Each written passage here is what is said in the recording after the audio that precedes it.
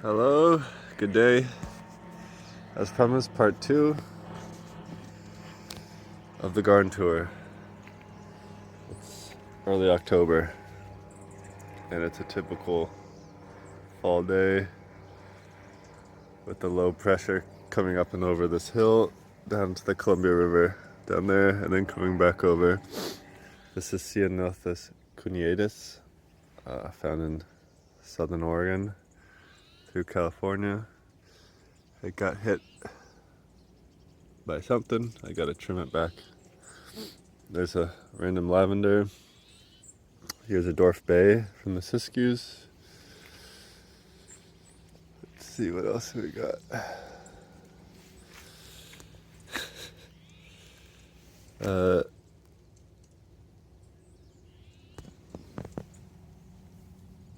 This area obviously needs some attention. This is Phlomis italica. There's also this cool Manzanita, but it's never grown. Next we have another mysterious Manzanita. Probably Visita, and it's probably from near Cape Junction, Oregon. Here we have another Phlomis from Cistus. Here is Arctostaphylos, the spidula that I selected up by Vulcan Peak, I believe, in California. This is the only one. There's one other one in the garden I showed you last time, but this is the older clone. And the original one, I guess, was destroyed by a massive fire, but it has many blossoms, so it's a nice one. It's also quite compact. Here's a really cool plant that's doing well. Juniper occidentalis, I believe. A cool spiny juniper from the Mediterranean. This is one you don't see very often. I got it from Desert Northwest. It was the last one he was willing to sell, and it's been in there maybe since 2021, so it's doing pretty good. A lot of places say it's zonate, but I would say it's not. We have another ribes there. That's Sean's white once again. Then moving forward or backwards. Apologies for the beautiful light. Moving back to the west coast, we have Cercis occidentalis, the western redbud, and it will become a small tree, but it's kind of stuck in this size until I remove this hazelnut. We have Garrya Fremontii, which died back severely from the winter, which is interesting because this grows natively. Here we have another great plant. This is Arbutus Manzanitas. This one is grown from seed from a collection I did near Stevenson, Washington. So it's the furthest east I've found ones that I thought were native. So yeah, it needs a bit of love. I need to remove this, chop it down. I'll probably do it in the winter. It's a nice tree, but this is way nicer, and it's seed grown. I always try to prioritize cultivated ones that are seed grown. This one's definitely seed grown as well. It's just a volunteer. They pop up everywhere out here. Moving back towards the house now. So the idea behind this bed is that it's a Mediterranean berm, kind of, because while there's a hose there, it's getting baked by a lot of sun in the summer has full southern exposure. This is south, pretty much. This used to be a goat pen. Needs some, subletting goats to go in there. You can see the native cherry moving in down there in the glistening light. You can see the incense cedar moving back towards the house. We have a silk tree that's growing. Someone tried to kill it once, I guess, but it's quite happy. Growing next to it is a really tall, probably it is the tallest Quercus hypolochoides we have up here. Here's a Siberian pea shrub. This is one of the first things that was planted here, and it's just been in there for ages. Also, we have this prunus hedge here that needs to be shaped up a little bit. This is to block the wind. So next we're moving on from the furthest med bed that's going on right now. We have our prunus hedge to block the wind, and this was ideally going to serve the same function. This is Elaeagnus, but it wasn't so durable as I thought it would be. Real quick, we have Stipa gigantea. I think it has a different name now. They're scattered throughout. We have pink flowering deciduous ceanothus. It's a hybrid done by the French, I believe. This was Arctostaphylos sentinel, I think. That perished completely. It was quite big. Here we have another Cercis occidentalis. Of course, we have Asclepius. Here we have a random berberis that was thrown in here. It never gets much attention. It's kind of fun to grow through the grass. Here is one of the tallest bays, tallest dwarf bay. One of the ones from the Siskiyous. We have Cupressus arizonicus, Sedona sentinel, I guess, but it's not really that. It's supposed to be more vertical. And that's been in there for a while. It's planted quite large. Moving a little bit away from the bed now, we have a Garrya. I believe it's Rydii. It got hammered by the cold wind, but it's resprouting. I'll have to do some reshaping in the fall. I don't want to expose a bunch of wounds to the winter. Next we have a really leggy cistus. I have to decide what to do with that. I will probably try to remove this lower branch of this Arctostaphylos here. This is Columbiana. I think it's Wolf Creek, so that's from Southern Oregon. It's supposed to not get much black spot. It's quite happy. Scattered throughout, we have some Pacific Coast irises that are doing all right. There's another Manzanita thrown in there. I think Luke did that.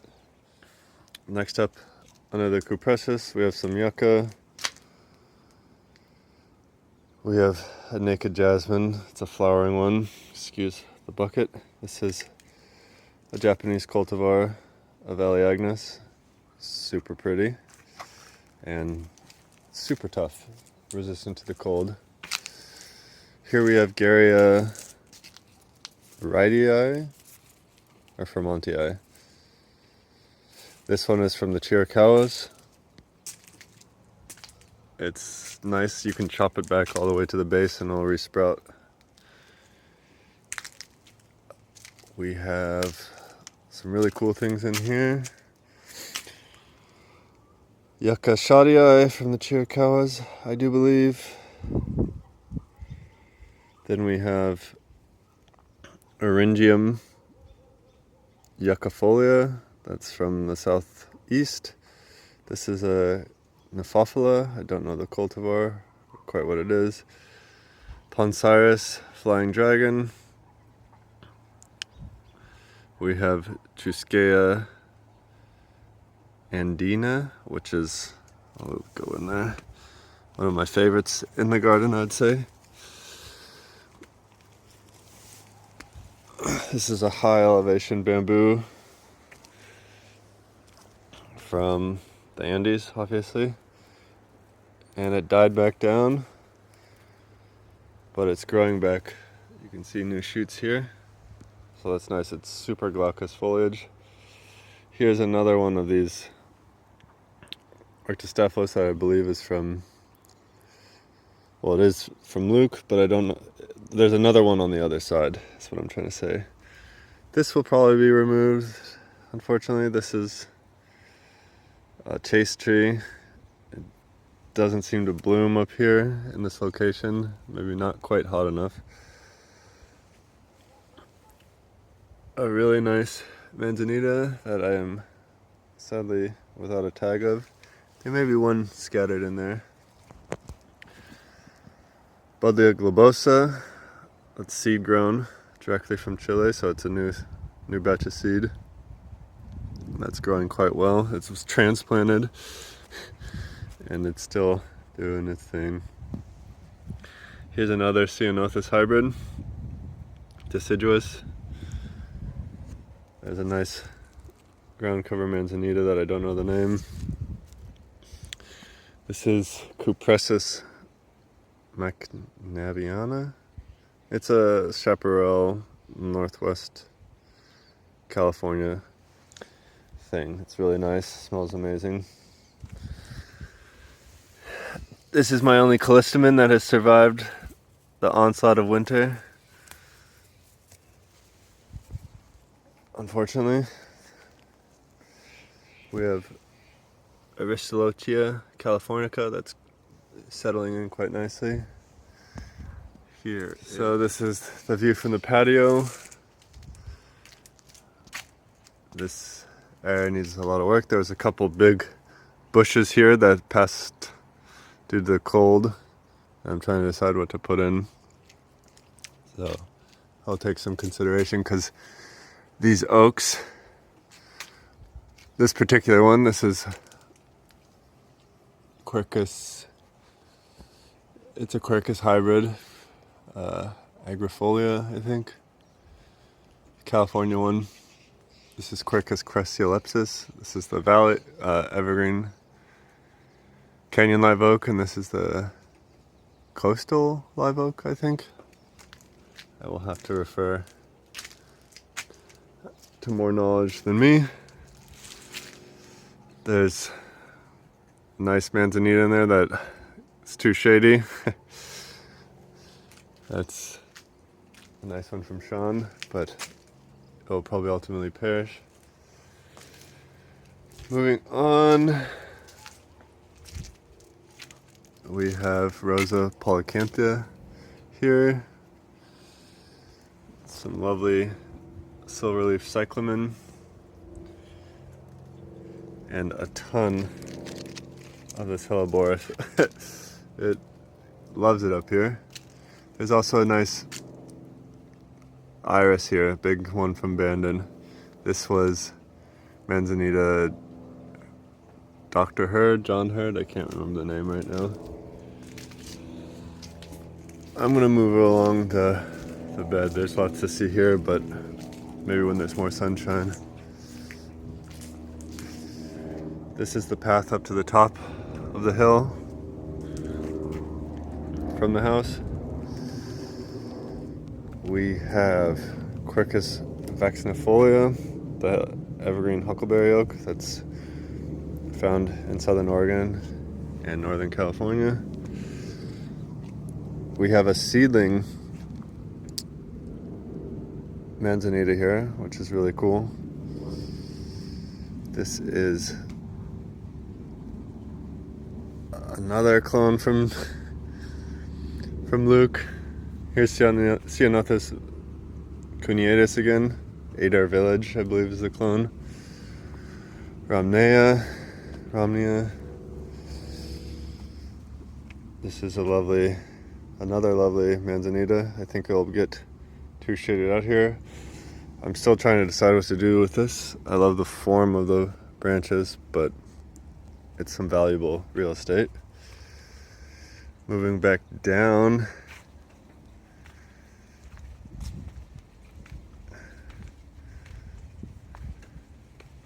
we have a nice cultivar of Manzanita from Zara, I think, originally. Not sure on the name, but it doesn't get much black spot, and it's really nice. The only problem is it's growing at this weird angle, so it's crushing this really nice quercus. It's an evergreen one, by the way, so I'm in favor of it, and its leaves always look good, and it's growing a lot. It has some little acorns even. Here's Archistaphylus meuca, Bullprum frucosa. Here's a little patch that needs some help. There's a Mexican oak in here that grows tall that I'm trying to eradicate. Alright, moving on. We have a few things. This is kind of a low growing section here, but all West Coast natives, I believe. This is a Ceanothus hybrid between Cuneatus and I think it's Ceanothus prostratus, that I got from Dancing Oaks, I don't know, 10 years ago. A Phlomis aura, it's a golden Phlomis. Juniperus hoodzu. This section is quite nice with it creeping down here, and this is, I believe this is a Manzanita of my choosing, but I'm not sure. Anyways, it's a low sprawling one. We have Bullprum fruticosum here. Sorry about the sunlight. Here, if I can get the lighting right, is Notholithocarpus densiflorus echinoides, a dwarf one. That's just going in. It has all these reproductive organs here. It's a beautiful evergreen oak, relative from Northern California, Southern Oregon, and it's been in the ground for maybe 10 years. Here we have some other now some more Manzanitas. We have Archistaphylus porcelain from Lake County, I think, California, but it's not looking so good. I may end up decapitating it because there's some other cool things in here that need some light. This is Archistaphylus meuca selection from Luke. Here's a Fermonodendron that's been in the ground for a while. I had to trim it because it was going all the way out here, but it survived the cold quite well. Even had some blooms. Here's another Manzanita selection by me. It's quite storied. It has some black spot on it, unfortunately, but it's got a cool shape to it, and it's a ground covering one. We have some cool Eryngium in here that need probably a little more light, but that's a really awesome holly from Chile and Argentina. Behind it is a Berberis, also from Chile and Argentina, Emperitifolia. I really like this one. I hope I can get it some more sun, probably by taking out this Manzanita, unfortunately. Here is Archistaphylus patula Siskiyou pink. It's quite big, as you can see. This stump of a Manzanita was Archistaphylus sentinel. It was quite big, as you can see. It came all the way out here. This is a verbascum, of course. giving off an agave thing. Here's another view of that Berberis impertifolia. It's kind of hard to see in this morning light, but it's really cool. It looks like a conifer almost. It's really sharp, but it's completely drought tolerant. This whole bed doesn't get any water ever, because only if I'm transplanting something or moving something. I think that's Arctostaphylos golden bear, but I'm not sure. Yeah, this place is getting a rework. This was a dog path, so I built this to stop them from running up. There's a couple grasses in here. There's some invasive grasses. I'll just go around the whole top here so you can get a different view. Here we have a classic in the horticultural trade around here. This is Ceanothus victoria, I think. A really ground covering Ceanothus that's doing quite well. Ceanothus don't really do that well up here, in my experience. The evergreen ones, for sure, they get burnt by that harsh east wind. I do want to try some ones from the Chiricahuas, maybe a different location. Can be better adapted. Sometimes the broadleaf things from the Chiricahuas do better with the winter here than the natives. Here's one of my cissus. This one's been in here forever. It was sold to me as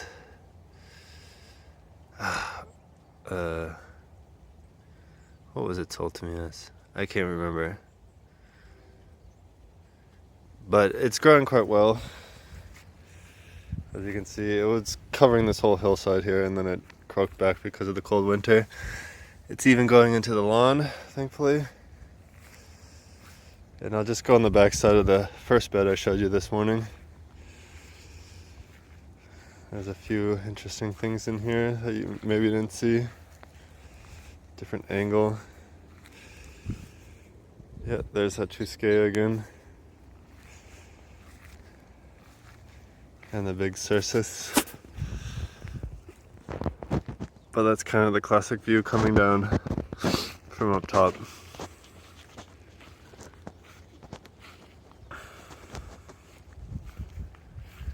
Now I'm going to move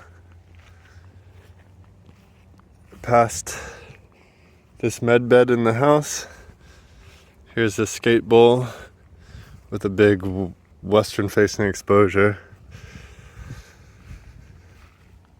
So here we have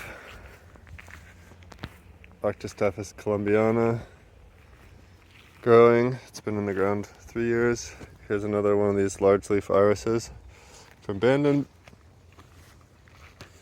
I should have put my boots on. Hello, we're back on the back side of the hill here. This is mostly from summer dry climates. So we have Acer sempervirens, a semi-evergreen maple from the Mediterranean. Arbutus manzanitae, growing quite well. It's kind of cantilevered out. This happens here with the harsh wind and the snow, so I had to prune it because it was extending quite far. So trying to encourage vertical growth. Here we have a really nice bay, California bay. There's a particular look to it, particular phenotype. We have some Oregon grape growing amongst the blackberries in the trees. Here's Cupressus pygmaei. I think I already went down here, but here's another Hypolochoides, Port Orford cedar, a golden form of Canyon live oak, another Pinus sabiniana, Port Orford cedar. Yeah, I already went down here. But one thing I wanted to show you guys that I unearthed since last time Let's see. Here's Torreya californica. It's an endangered species. And it's growing quite well now. I'll have to prune this alder back. That'll be fun. And remove some of these hazelnuts. But yeah, that's pretty much all the cultivated parts. So the idea with this part, this section of the property, is to get a canopy, not happening as fast as I'd like it. I think we need another tree here to cover more ground. But these will all get about 35 feet, 40 feet. Oh, the sunlight is horrible. 50 feet here. Now we'll get quite tall. But it's a bit more protected here because it's on the leeward side slightly. So it has a bit more soil moisture, I think. And not that harsh sun exposure that happens in the summer and then the harsh winter wind. But you can tell that the snow corpseberry is coming back from where the blackberries were trimmed. So hopefully this winter I'll plant a few more trees here that I have to decide what kind. Maybe some more bays, they seem to do alright, to give this a better chance.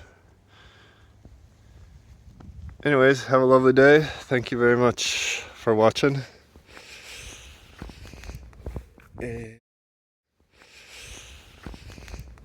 And I will go into more detail about some of the plants and their shape as time progresses. And this is the view coming back from the house. I'll do more of the cultivated, more mesic beds. I'll show you guys when the light's a little better. But yeah, fall for more plants that like tough love and tough exposure that are also pretty. Try to have a 365 garden up here, which is always difficult when the conditions can be pretty tough. Have a good day.